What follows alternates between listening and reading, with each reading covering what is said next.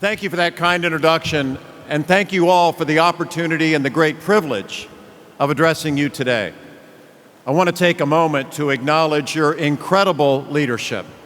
President Lee Saunders, thank you, Lee. God bless you. And your Secretary Treasurer Reyes, what a great speech this morning. Thank you. I'm going to get rid of this coat. We have something to say. You know, it's been a rough week for us in Florida.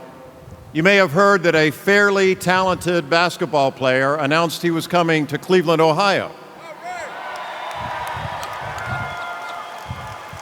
Of course, in addition, the Republican National Committee also announced that their 2016 convention is going to be in Cleveland.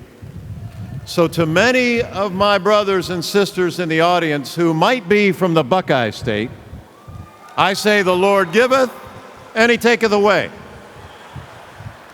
No, in all seriousness, I want to thank you for everything you do for everyday people on behalf of families all across Florida and all across America.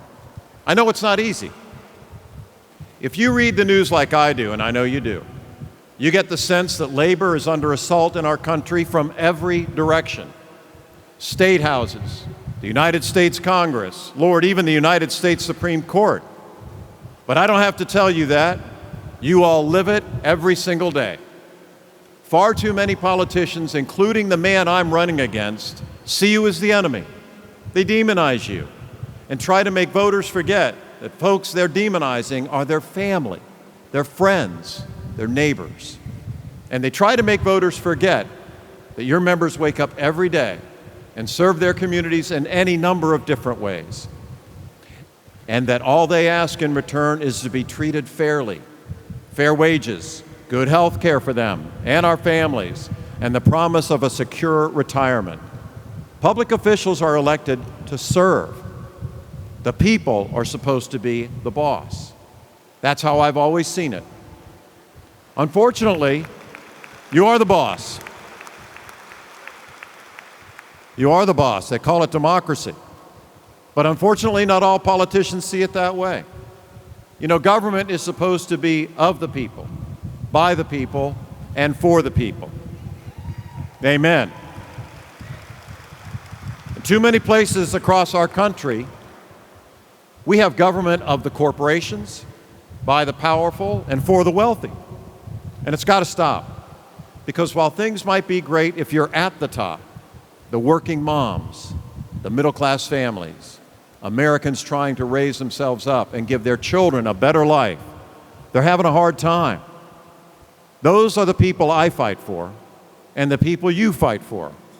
But too many politicians, including my opponent, are making their lives harder, not easier. We should make it easier for millions of Americans who still, even in 2014, do not have access to health care by expanding Medicaid for every state, including Florida.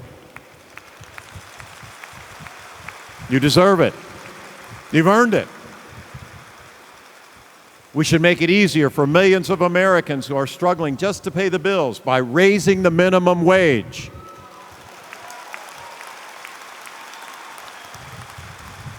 And we should make it easier for Americans who's held up their end of the bargain and dedicated your careers to serving your communities by ensuring pension is secure so that they can retire with dignity.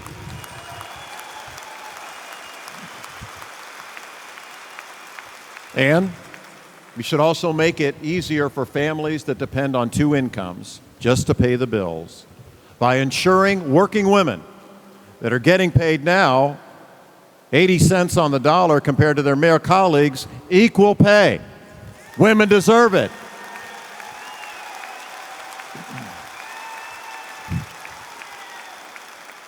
And we should make it easier for public employees who work day in and day out to serve the people of Florida and the nation. Your membership deserves respect and appreciation for the great work you do. But for some reason, some politicians don't see it that way. Let me give you a couple examples from my own state. I'm running against a guy who said the idea of raising the minimum wage makes him cringe. Unbelievable. He cut education, his first year as our governor, by $1.3 billion and gave huge tax breaks to big corporations. He cut college scholarships in half and was giving tax breaks to the wealthy at the same time. He's played political games with the retirement security of public employees all over my Florida. I'm running against a guy who has left tens of billions of dollars desperately needed from our federal friends on the table because he simply disagrees with President Barack Obama. Listen, I support the president, and I'm sure there are some issues I may disagree with him on, but accepting money that would have given nearly 1 million Floridians health care, creating about 64,000 good jobs, building a cutting-edge high-speed rail line that would create thousands of jobs more, that's a no-brainer. Rick Scott supported an Arizona-style immigration law. He signed legislation granting in-state tuition to Dreamers, but refused to sign legislation allowing them to get driver's licenses. Good luck getting to class. The man even said he would have not taken stimulus funding at the height of the Great Recession. To which I say, which of the 20,000 Florida teachers that would have been laid off would you have fired? Like too many politicians in our country, he's out of touch, and he's out for himself. And he thinks things are fine because things are going well for those at the top. He doesn't fight for middle-class families and those who have been left behind because he doesn't understand the stress they're under. Still, things close to the wrong-headed notion that the best way to grow the economy is from the top down. So if you think that way, then it makes sense to give huge tax breaks to the wealthy, even as you refuse to raise the minimum wage. And if you think that way, it makes sense to cut education and cut scholarship, and then turn around and give hundreds of millions of dollars to big corporations. But what we've seen time and again is that's not the right way to grow our economy. We see it in the inequality of our communities. We see it in the faces of the families and the workers who are left behind, even as big corporations see record profits. Growing from the top down doesn't work for anyone other than those at the top. The right way to grow our economy is from the middle class out.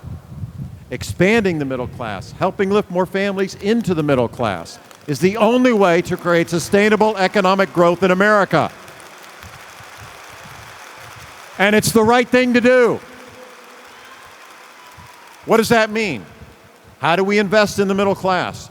First and foremost, we invest in public education because education is the key to everything else. Everything else. Listen, I'm a public school kid. I have 3 sisters I love dearly. 2 of those 3 sisters have been public school teachers in Florida, and my father served on the school board when I was a kid. A high-quality education is critical to helping individuals lift themselves up. It is also important for our economy as a whole. Because think about this. What's the sense in creating good-paying jobs and then not preparing our kids to fill them? So we need to prepare our kids.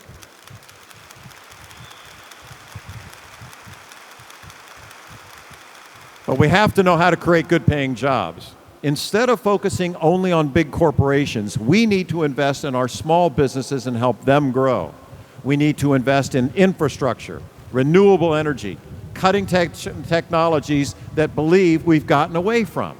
If we do these things, if we give our kids a quality education and we invest in our communities, then we'll ensure that everyone has a fair shot at success.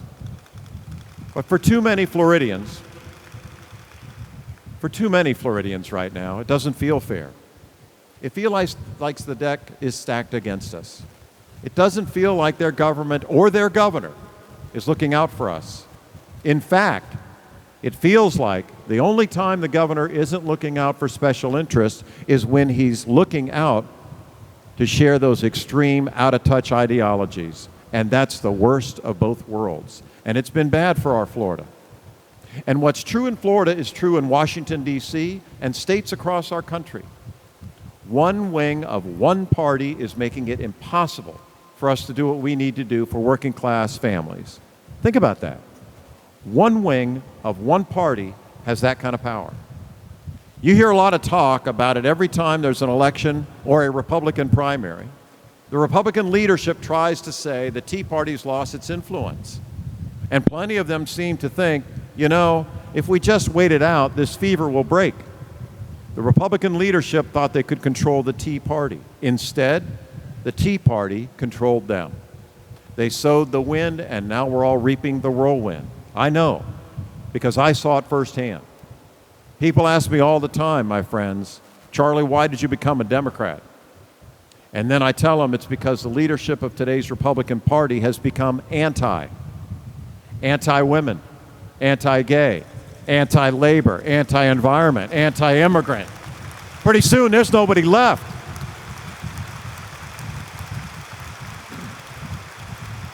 So we need to do something different. You know, when I was governor before, it was never about right versus left.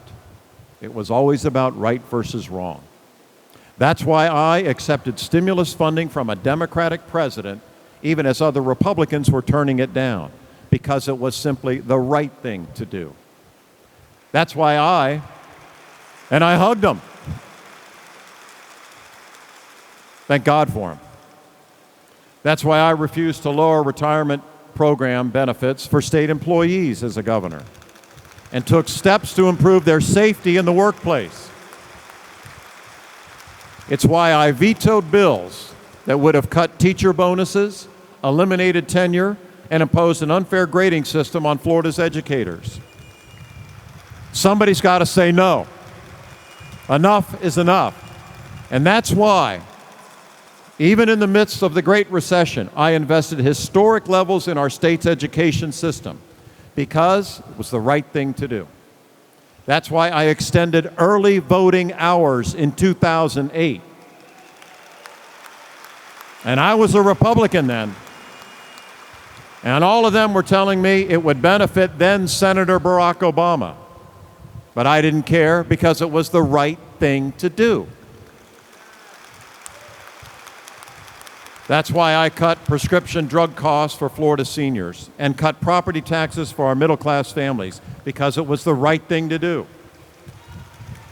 Doing the right thing for middle-class families used to be something we could all agree on.